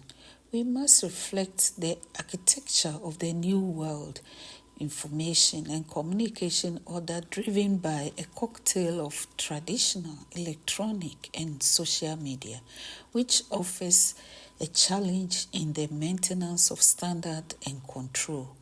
We must dovetail our advocacy programs into these technological changes in a world where information travels at the speed of light. Effective communication demands agility, foresight, ethical considerations, and a deep understanding of how technology could be harnessed to bridge the gap between media reportage, research, and healthcare delivery. This imposes a responsibility on your leaders not to be merely reactive but proactive, complete with a far-sighted vision to inspire the present and future generation of media practitioners to start a path that would make Wajesha visible and competitive at the national stage. The media space is replete with coverage on politics, entertainment, and sports. The few and far in between coverage of health-related matters could be linked to the specialized nature and expertise required in providing coverage in skilled areas, including health and agriculture. Your noble organization should strive continuously to equip members and society at large with the critical thinking skills, entrepreneurial spirit, and the technological literacy necessary to increase food production and security. Our content should aim at reversing poverty, climate change, and inadequate infrastructure factors that are responsible for food insecurity. Similarly, we must endeavor to challenge cultural stereotypes through effective communication to drive down rapid urbanization, population growth, and gender inequalities. Again, we should evolve practical public relations models in building a more informed and digitally equipped association. Ladies and gentlemen, the leadership must develop and nurture a sustainable architecture capable of leveraging modern technology and innovation for a prosperous food-sufficient Ghana. Finally, you should maintain a cohesive front, forge productive alliances, and eschew divisionism among your ranks. May God and Allah bless us all. Thank you. So let's move to our next speaker by the name Famara Niasi, a veteran journalist who will be presenting on the topic Bridging Science and Storytelling. Why Africa needs journalists who understand science. Merci. Je pense que aujourd'hui en Afrique de l'Ouest, on a besoin, et notamment peut-être l'Afrique anglophone nous dépasse, il faut le dire, mais l'Afrique francophone encore a beaucoup de chemin à faire, notamment dans le traitement de l'information scientifique, mais aussi surtout sur ces questions de changement climatique. Donc, sur cette question, donc, mesdames et messieurs de CCCFS, donc, et de GJESHA, donc je pense que je prononce ça très bien. Merci de l'opportunité que vous m'offrez de m'exprimer sur cette question très, très importante, puisque l'expérience que j'ai eue sur le terrain, notamment dans une région comme Ziguinchor, la Casamance, vous avez entendu parler, c'est le poumon vert du Sénégal. On parlait de grenier du Sénégal. Aujourd'hui, cette zone est totalement menacée par la coupe du bois, par la déforestation. Donc, il me plaît aujourd'hui de parler de cette question-là parce que lorsque Amidou Diorou, avec qui on travaille souvent sur ces questions environnementales, m'a saisi pour vraiment traiter de cette question-là, c'était un véritable honneur pour moi de parler de tout cela. Donc, l'Afrique, comme le reste du monde, hein, est confrontée à des défis, on le sait, notamment l'Afrique de l'Ouest, à des défis complexes liés à la santé, au climat, à l'énergie. Vous savez, aujourd'hui, par exemple, le Sénégal est devenu un pays producteur et exportateur de pétrole, de gaz, donc qui change maintenant la donne, puisque nous devenons maintenant parmi ces pays pollueurs. Donc les politiques doivent changer, les comportements doivent changer, les politiques gouvernementales doivent changer. De telle sorte qu'aujourd'hui, ce que nous pouvons faire, c'est de dire que les journalistes doivent être à l'heure, vraiment, formater leur disque ou leur logiciel ancien pour s'adapter à la réalité des choses. Donc, ces défis-là, donc, c'est des défis complexes liés à la santé, je l'ai dit, à l'énergie, à la technologie, à l'éducation. Pourtant, trop souvent, les découvertes, hein, oui, les découvertes scientifiques, les données cruciales et les innovations locales restent enfermées. Et on le sait, et je l'ai dit tout à l'heure, que l'Afrique francophone est en train de traîner les pieds. Et c'est pourquoi quand on me parle de cette formation venant du Ghana à Accra, et je salue toutes les populations de Accra, le Ghana, et on sait que vous êtes trop à la pointe de ces innovations et de la formation. Quand je prends le cas du Kenya, de la Tanzanie, de l'Afrique du Sud, de l'Éthiopie, vous voyez que ces pays-là anglophones font des pas de géants et il reste maintenant à l'Afrique francophone, notamment à l'Afrique de l'Ouest, de marquer quand même son empreinte parce que la donne a changé. Donc, parler de ces questions-là nous revient à comprendre que c'est ici que intervient un maillon essentiel et encore trop sous-estimé, le journalisme scientifique. Donc, le journalisme scientifique dans les pays anglophones, ça pose problème parce qu'il y a cette méfiance entre les scientifiques parce qu'il y a trop de propagande dans ce que nous faisons. Mais la culture sénégalaise fait qu'aujourd'hui, vous allez vous rendre compte avec les réseaux sociaux qu'il y a beaucoup de désinformation. Donc, les journalistes qui comprennent la science aujourd'hui jouent un rôle de traducteur entre les chercheurs et le public. Un public souvent avec cette éducation, il y a beaucoup d'analphabétisme. Notre société est marquée par des gens qui n'ont pas fait l'école. Donc, le journaliste devient un trait d'union entre les productions scientifiques qui touchent souvent à des questions quotidiennes. Des questions quotidiennes, la santé, c'est une question communautaire qui doit être comprise par la communauté. Malheureusement, les concepts posent problème. Donc, un journaliste scientifique devient un messie, même si le terme est de trop, mais devient un messie dans une communauté qui fait face à des problèmes extraordinaires. Donc, en rendant l'information scientifique accessible, compréhensible et pertinente, ils permettent les journalistes aux citoyens de s'approprier les connaissances nécessaires pour prendre des décisions éclairées sur leur santé, leur environnement et sur l'alimentation. L'alimentation aujourd'hui, vous avez vu avec ces problèmes de choléra, ces problèmes de maladies qui souvent assaillent nos communautés. Et le journaliste devrait jouer sa partition et en parfaite collaboration avec les scientifiques.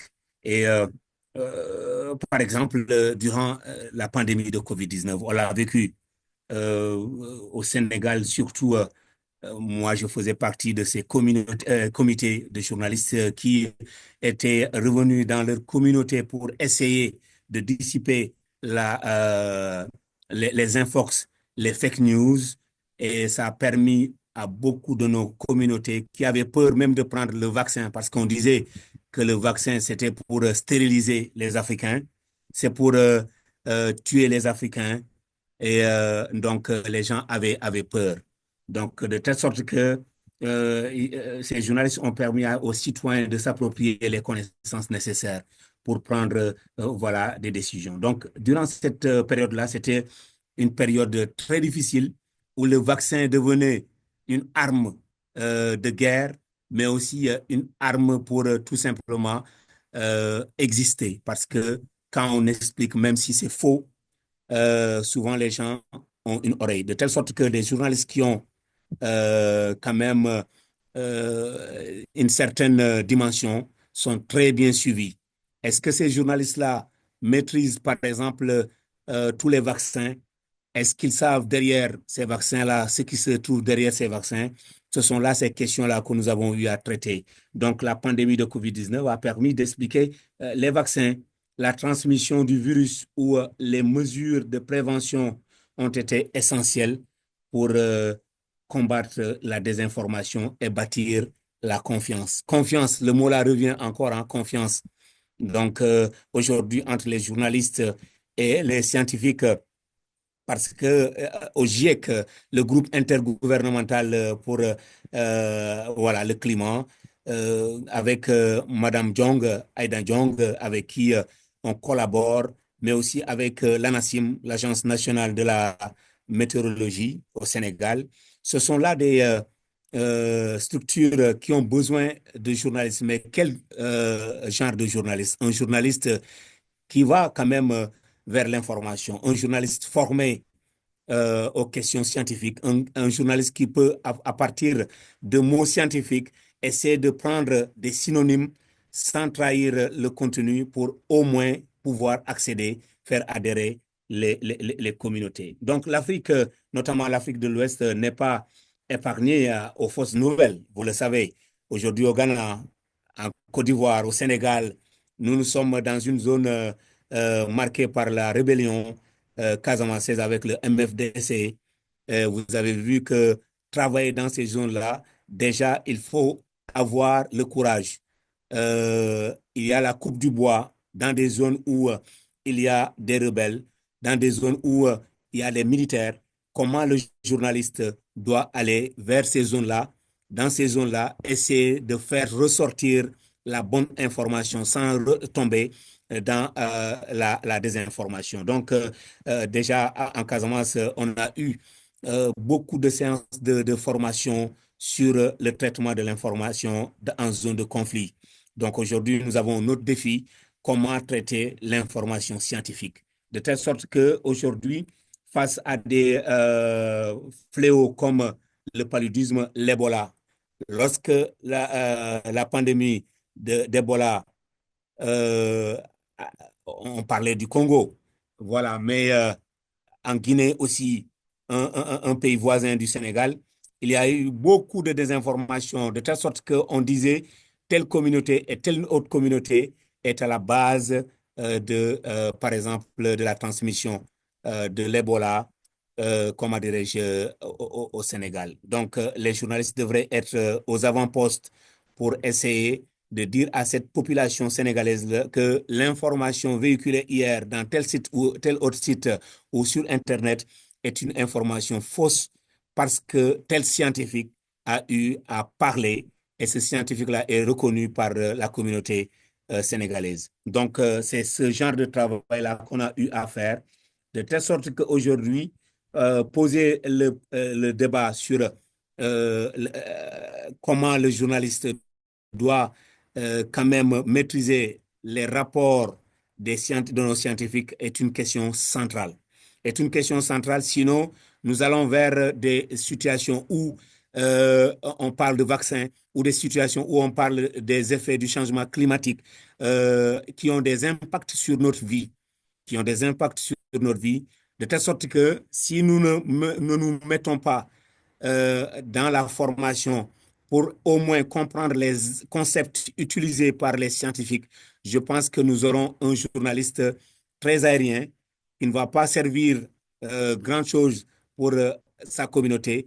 Et malheureusement, on est en train de vivre avec les réseaux sociaux ce phénomène-là. De telle sorte qu'aujourd'hui, les journalistes doivent aller à l'école des sciences. Pas les sciences, aller reprendre l'école, le lycée et l'université, mais aller collaborer avec des productions quand même responsables pour permettre à ces scientifiques de pouvoir quand même avoir confiance en ces journalistes-là. Parce que quand nous allons traiter un sujet aussi crucial pour aider nos communautés, si nous ne maîtrisons pas les concepts avec l'aide, par exemple, des scientifiques, nous risquons d'être les ennemis de nos communautés.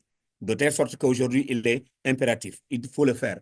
Il faut le faire pour éviter vraiment que nous soyons encore là à suivre parce que les COP que les gens couvrent, vous avez vu que c'est l'anglais qui est là et nous sommes dans des pays francophones.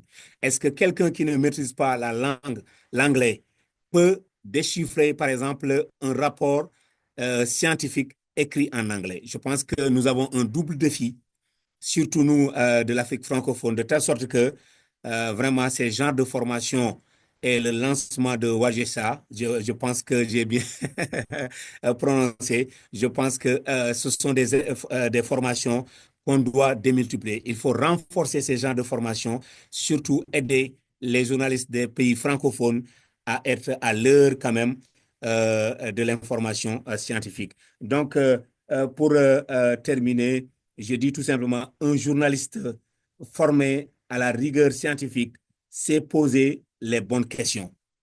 Il sait poser les bonnes questions. Il devient ainsi un acteur clé contre les rumeurs et les manipulations. Parce que dans nos sociétés, aujourd'hui, il y a trop de manipulations dans les réseaux sociaux. Donc, les réseaux sociaux sont devenus des caisses à résonance, des gens qu'on appelle influenceurs. Distinguished guests, and then colleagues and friends alike. All protocol observed. Thank you, moderator. But my name is Caleb Mensah, not Caleb Amankwa. That's just for the record, yes. So because of due to the internet challenges, I think we might find it a little challenging should I try to share the slides I have over here. But I'll be very brief right now. Go straight to the topic. The previous speakers have done a very good job, especially tackling the issue when it comes to media journalism, especially on climate that relates to climate change.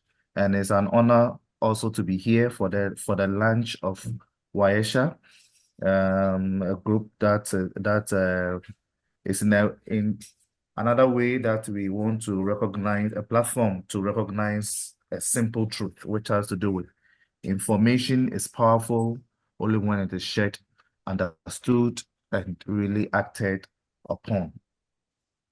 Africa has a lot of, so as the moderator said, I will be speaking on bridging academia and the media in advancing Africa's climate and environmental agenda. And as we are all aware, climate change is happening all around us. And we are being severely impacted by these changes in the climate. And as the other speakers have already outlined examples of some of these challenges, from it being flooding, being the heat stress. It's also has to do with farming because of the high temperatures. Plants are unable to withstand these temperatures and they tend to wither and they are severely affected, meaning it's going to affect productivity. Now it gets to some time when most parts of the continent, we not, especially when you take West Africa like this, we depend mostly on these cereals. So it's going to get to some time when we might not even get to enjoy the favorite cereals, the favorite food from the cereals that we have been using. And that's going to affect a lot of things, going to cause also more nourishment, going to lead to conflicts that's going to serve as a way that possibly countries can even go to war, especially over small pastures and other places, as we are already seeing with these cattle herdsmen, especially when they move to these green areas. They want to take over with their cattle, and then they start they start to overgraze and co.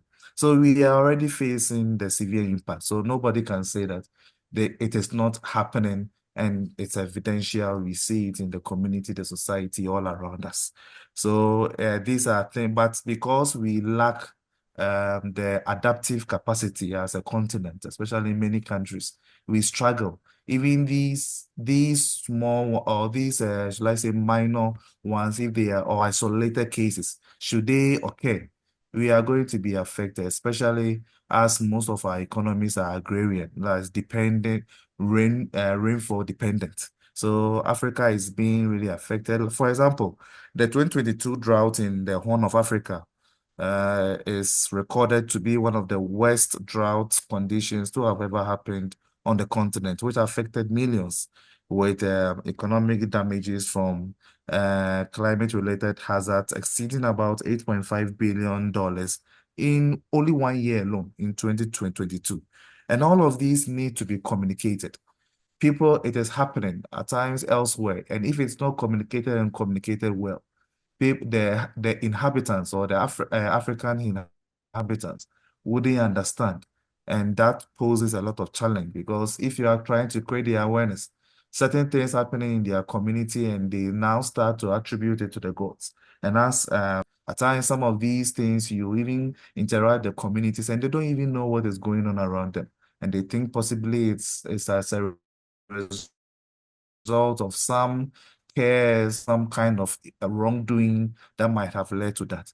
And if this information or if they will be well educated to understand whatever is going on in their climate and co, then we need the media. We need that form of communication. Even if you work tirelessly, like how in the academia, we have to always conduct research with a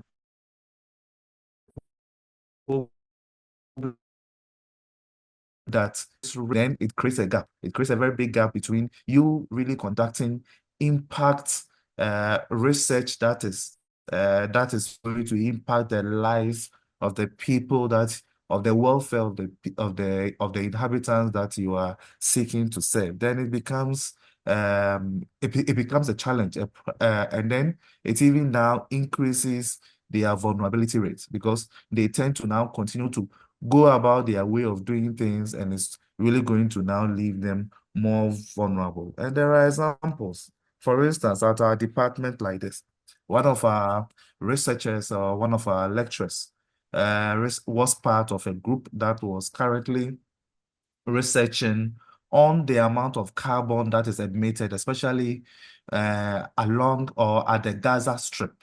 you get to know, and it was captured by Reuters, and they were able to really break down, really communicate the findings from the research, and let us know that especially we've been always attacking countries that they need to cut down on their emission rate and co. But how well have we been monitoring also the extent of emission at this war zone place? Because no scientist will go there to start monitoring, especially because of the state or the war state that they are in. But when these researchers really sacrificed and went in to carry out their research, they saw that even these big, the concrete slabs that the soldiers construct, the army bases that they create and the roads that they have to create, they emit a lot of carbon, even more than some countries. And these are things that are now being communicated for people to know that even at the war zones and meaning there are also other emission rates that are also going there that we have neglected for a long time.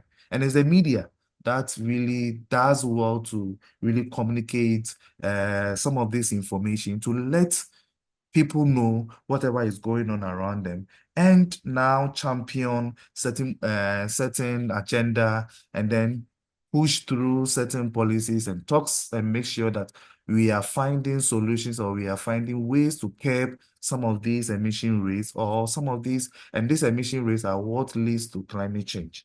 So one of the key elements when it comes to strong climate change reporting has to also do with accuracy and scientific biases.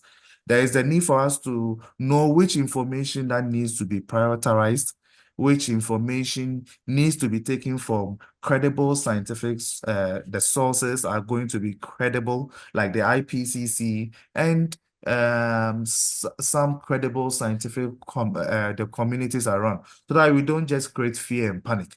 Because that's one thing that at times, if you're not very careful, some media men will just pick up any news, they don't verify, and then they'll just put it out there. Now it creates fear and panic among the general, the populace, and now people start getting scared. But there is a need for us to really get these good information, and so that when we have to educate them, we really know how to educate them well. And the message should be clear and then also easily accessible.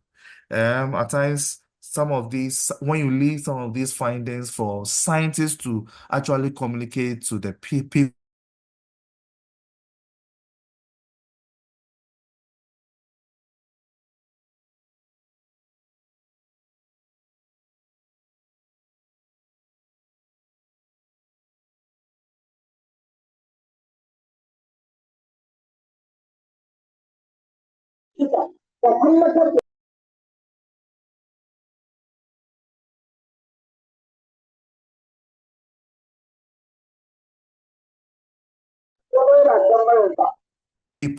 that's why they are going to even use more complex and other languages that are not very clear, to have the specialty, or they have the expertise in knowing how to communicate stories.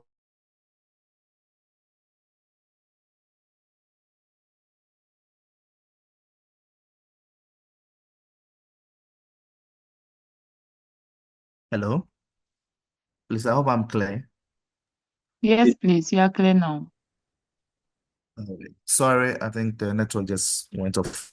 So they understanding the message that you are putting across, how can they link it to their local context, to their where they find themselves in, and how can they even now come out with innovative initiative and solutions that they can also contribute their quota, especially when it comes to this climate change adaptation and mitigation strategies. There is also the need for very sound or strong investigative journalism, whereby we try to uncover the root causes of climate change and try to hold powerful actors accountable, those who are polluting the environment. At times, they end up to be some of our key policy makers. At times, they end up to be the politicians, the powerful men around these actors. How can we hold them accountable and let them know that certain actions or inactions that they are doing is really polluting or destroying them?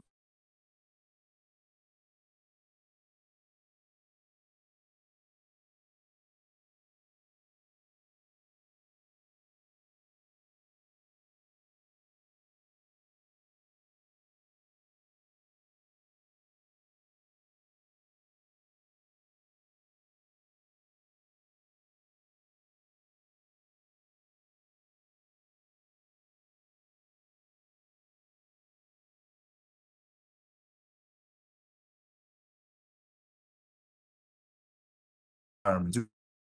We need investigative journalism, go extra.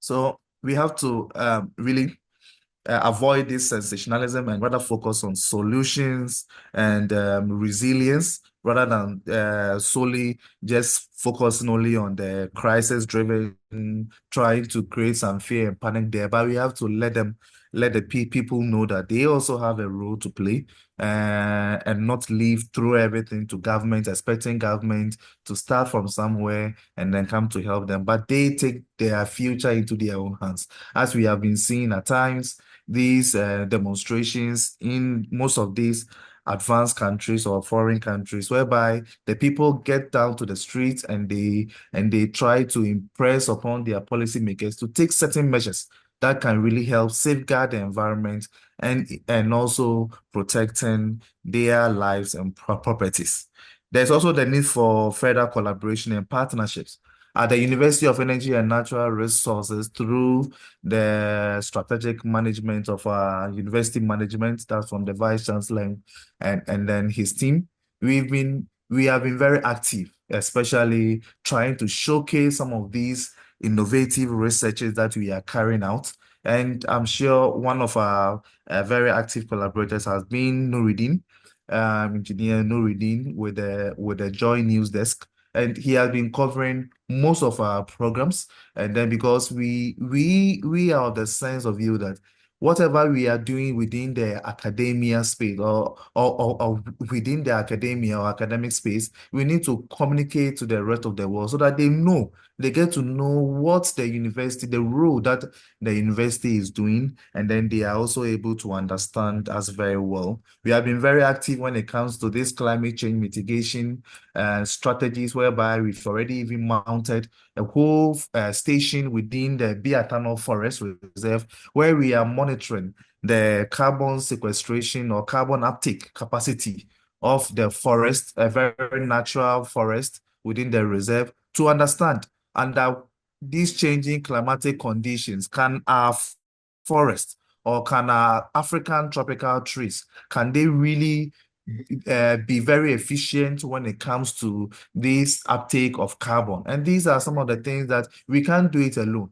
And even when it comes to the reporting to the world, it will be difficult. We will find it difficult to really explain it. But when we collaborate with the media team or media house, then we are able to really communicate very well for people to understand what we are doing. And there have been other projects that the university have been undertaking, especially when it comes to renewable energy, technologies and co. We've been really very active in that, and we've been actually partnering with our media houses for them to also let the people know, and we involve them in the research. We go to the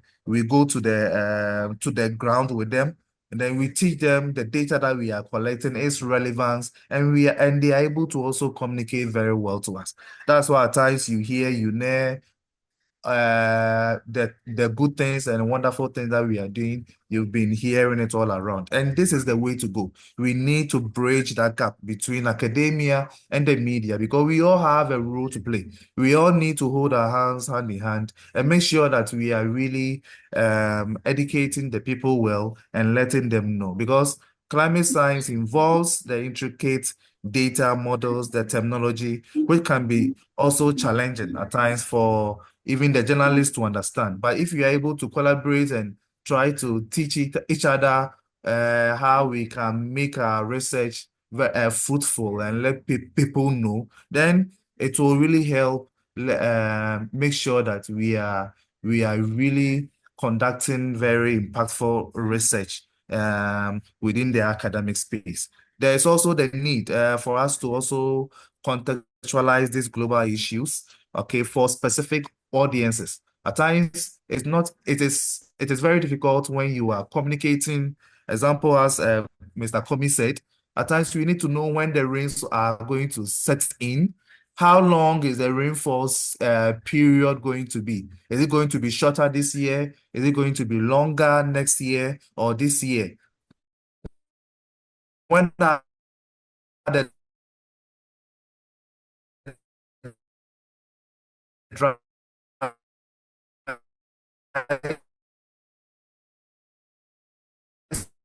spells,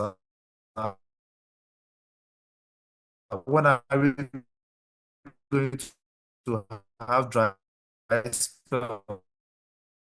That's those times when there are no rains going to happen, because at times it affects the farmers, especially when it comes. And if we can do it to them, whether we are the hunters, they are the town folks, community, we need to also know how we are going to important for us to understand how, and getting down to even the ordinary Ghanaian. And through this collaboration, by fostering this, media outlets can now even develop strategies for localizing climate information and making it relevant to specific communities. Journalists can also have access to some training and resources that can help them to even better understand climate science. For instance, at our university, one of our relation officers approached our department, which is the atmospheric and climate science, and was asking if he could now start a master's degree within that field, because he wants to understand the whole issue on climate science, and then so that when he's writing on certain reports or the impacts of climate change, he's able to really write well and understand. And these are the ways that we can break the gap between the academia and media, if we are able to also help through training of some of this media personnel. So I really like the idea when they made mention of these climate fellowships that are really available for some media personnel to undergo, especially some training, some specialized training when it comes to climate science. So academia can play a very crucial role by providing this accessible information as you requested for data. We can make data available. We can also facilitate access to the data. We can also engage in further collaborative research projects with our media partners. And I believe that will really help foster the collaboration with us. So stronger partnership between us can lead to more effective climate change communication, increased awareness, and ultimately we can have now informed decisions. And so these are what we are looking at. Now we should move from just knowledge sharing to action. That should be our focus, and that can only be attained when we are able to partner, further collaborate.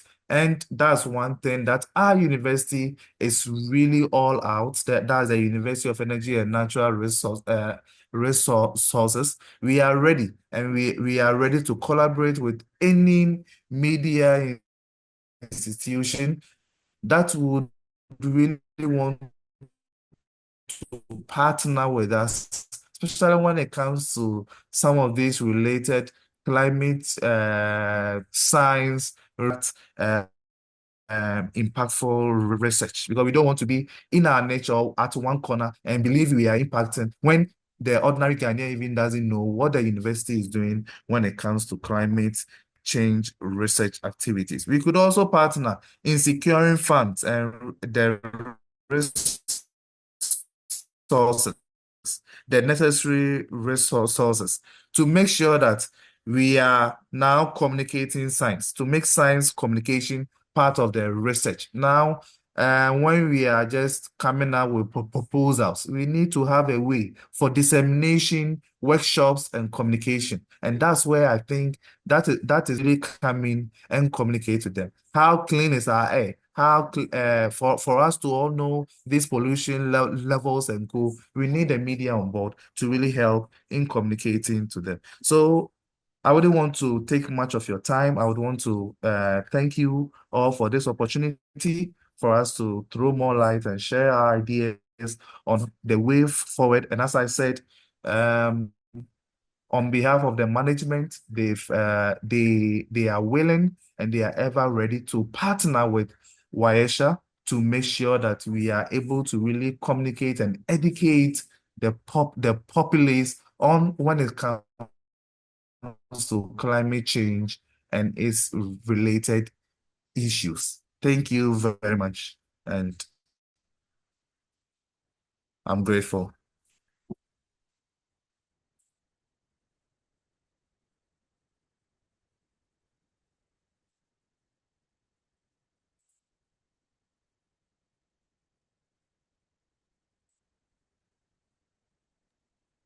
Hello? Okay. I thought I was lost. And so I will hand over to Esther, and thank you for the opportunity.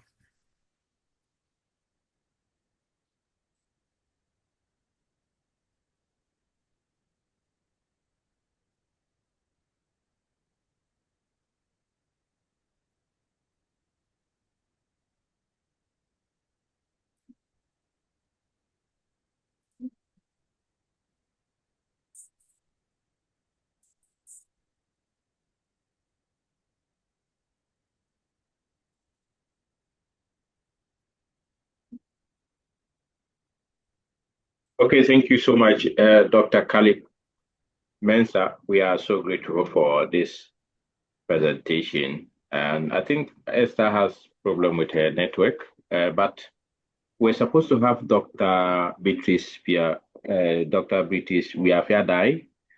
the president of Breast Care International, but I understand she's traveling and she's on her way back to her to the city, and so she's having problem with the network.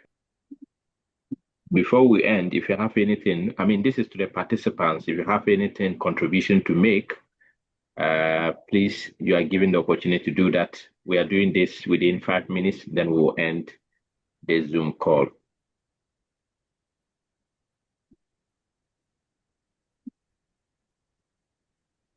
Please go ahead, Azuri.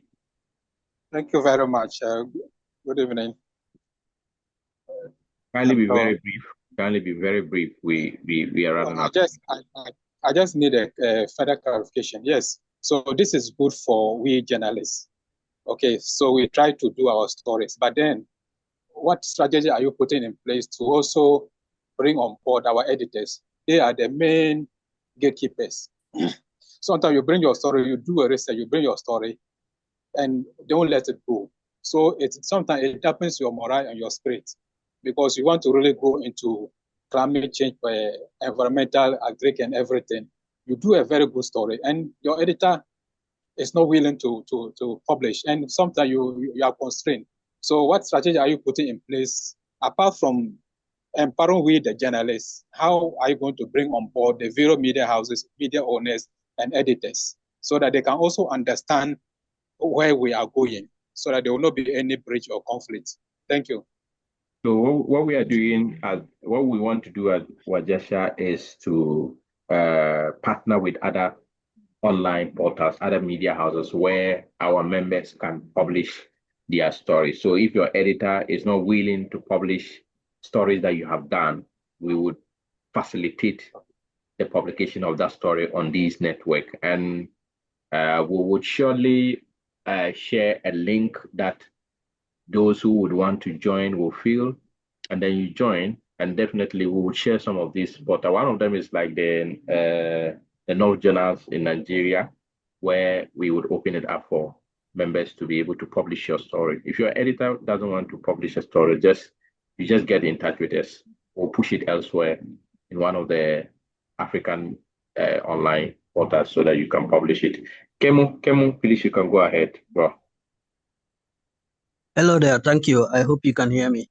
Yes. I just wanted to say this is a very interesting initiative. I am just joining as a participant. I want you, as an organization, to look at one very important thing to me and something that I've observed.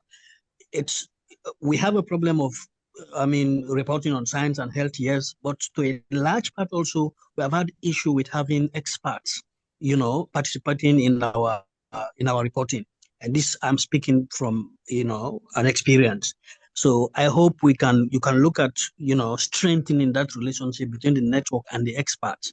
Not just among us as journalists, but between us and the experts, so that when we need these expert voices in our reporting, we can get them. Thank you.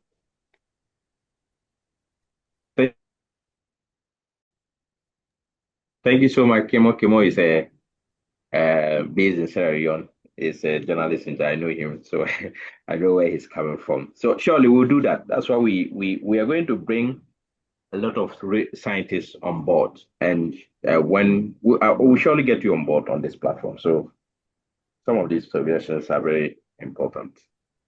So Aminu, and I think from what he said, if you look at the various speakers today, you understand that, of course, they are experts in their field when it comes to science, research, agriculture, and climate. And of course, these are the people who you are talking about. So when you want to discuss issues pertaining biodiversity, climate change, and what have you, the partnership with these people is already on for now that we are launching this project, this platform. So it's not a big deal.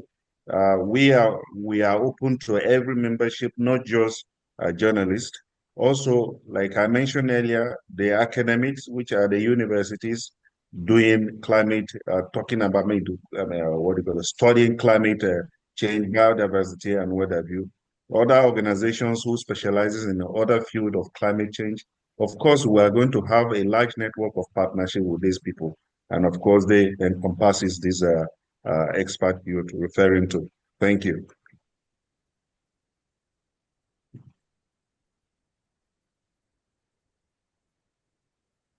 Mr. Kemo Cham, you're raising up your hand. Please, can you speak? Unmute yourself and speak. Sorry, that was the time I wanted to contribute. I'm putting it down. Oh, okay, thank you. All right. Is Esther back? Oh, yeah. So if yes, please, I have to come out of the house because the network is bad, so I'm by the roadside. Sorry for any disturbance. Yes, the doctor has finished presenting, and of course, the floor is open for participants to ask questions, contributions, and suggestions. Yes. Okay, so I would like to thank all of them for their presentation and also our participants for their patience and time in this program we've had today. So as I would like to say, all those who joined, we are launching our Wajesha group organization today, and through this launch, we've had various speakers come to speak to us, who, as Mr. Aminu have said, are experts in health, climate research, and then science. They didn't just tell us that go for the info and just come and put there, but at least we should also be able to break down the information to people's knowledge, so that when the general population take the news and they are reading, at least they'll be able to understand whatever we are putting on board for them to read. So we appreciate everything that our presenters have done for us, and we also appreciate the presence of our participants who have been able to stay with us throughout this whole time to get through with our lunch and then our presentation. Once again, I would like to say thank you very much for your participation, and to our presenters and our speakers. We are very grateful for your speech and also the information you've given to us. Thank you all for your participation once again. So, Engineer Mahmud, if you can take over or have anything to add to it, you can give us the information. We just want to thank everybody for coming. We thank you, Mr. Sani Diop, Dr. Caleb Mensah. We thank you. We thank Richard Mahapatra from Down to Earth magazine in India. We thank everybody. So we would surely share a link to those who would want to join this group, and then you can fill the link. We will get your details, and then we'll communicate back to you. Thank you so much. We are so grateful, and we hope that this is going to be one of the best groups in West Africa. Thank you so much. Mr. Diop, I'll get in touch afterwards. Thank you. As well as Dr. Khalid. Thank you. Thank you. Please. Thank you very much. And thank you all for your participation. Thank you. Bye. Very soon.